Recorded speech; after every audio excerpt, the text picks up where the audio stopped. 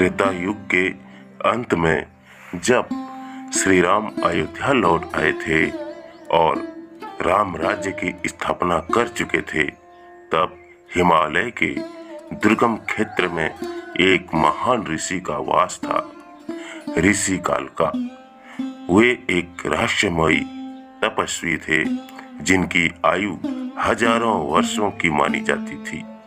कहा जाता था दोस्तों कि वे स्वयं काल के रहस्यों को जानते थे और भविष्य की घटनाओं को देखने की शक्ति रखते थे। ऋषि कालका ने बचपन से ही संसार की मोह माया त्याग दी थी दोस्तों।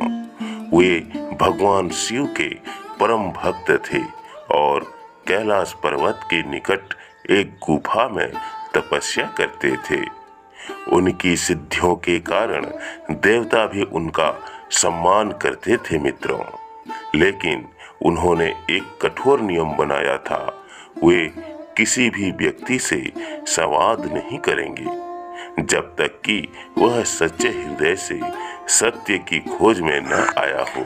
राम राज्य के दौरान कई साधु महात्मा अयोध्या में श्री राम से मिलने आते थे, लेकिन एक दिन कुछ ऋषियों ने एक अद्भुत घटना के बारे में बताया। राजन, हमने सुना है कि हिमालय में एक ऋषि रहते हैं जो काल को नियंत्रित कर सकते हैं।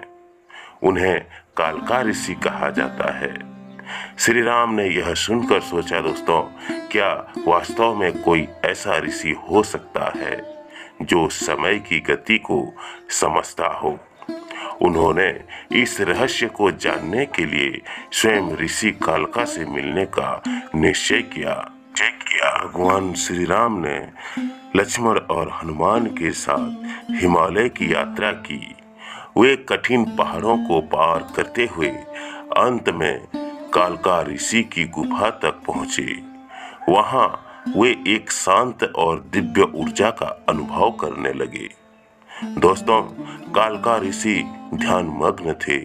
जब श्री राम उनके पास पहुंचे तो उन्होंने आंखें खोली और बिना कुछ बोले श्री राम की ओर देखा।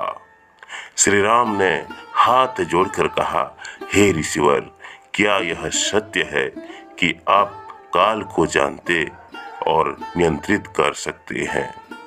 ऋषि कालका कुछ क्षण मौन रहे, फिर बोले, हे राम, काल को कोई भी नियंत्रित नहीं कर सकता, यहाँ तक कि स्वयं ब्रह्मा, विष्णु और महेश भी नहीं। काल अनंत है और प्रत्येक जीव उसकी गति में बंधा हुआ है। श्री राम ने प्रश्न किया, तो क्या मनुष्य अपने भविष्य को नहीं बदल सकता? ऋषि कालका मुस्कुराए और बोले, मनुष्य केवल अपने कर्मों से अपने भविष्य की दिशा बदल सकता है, लेकिन काल की गति को नहीं।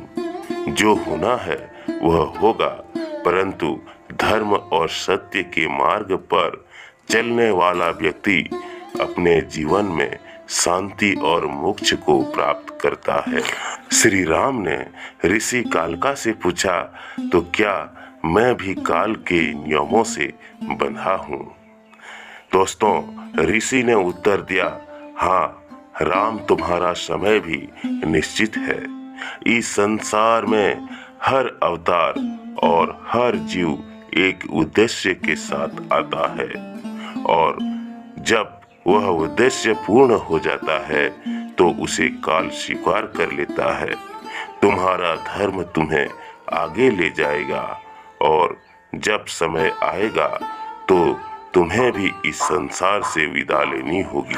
श्री राम ने नम्रता से सिर झुकाया और कहा, हे ऋषिवर, आपने मुझे गुप्त सत्य की अनुभूति कराई।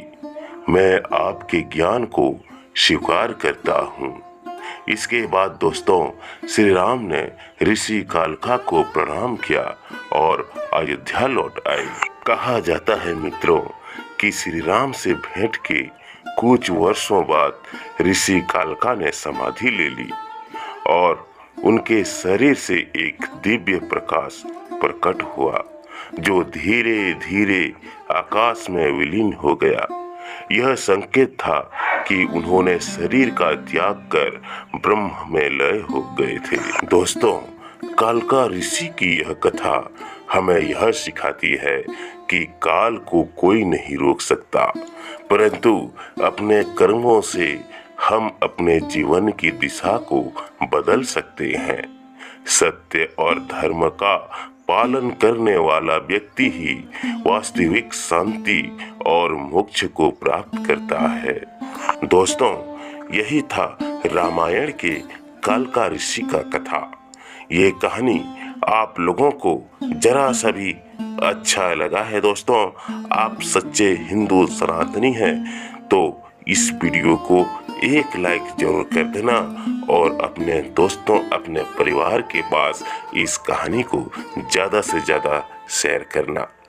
मैं बहुत ही मेहनत से आप लोगों के बीच छोटा छोटा मोरल स्टोरी कहानी पौराणिक से रिलेटेड लाता रहता हूं दोस्तों। तो जो भी मेरे चैनल पे पहली बार आए हैं उन सनातनियों भाई बहनों से निवेदन करता हूं, अभी तक मेरे चैनल को सब्सक्राइब नहीं किए हैं तो कृपया सब्सक्राइब जरूर कर देना। चलिए दोस्तों, ऐसा ही मोरल स्टोरी कहानी पौराणिक से रिलेटेड लाता रहूंगा। तब तक के लिए जय हिंद, जय भारत, जय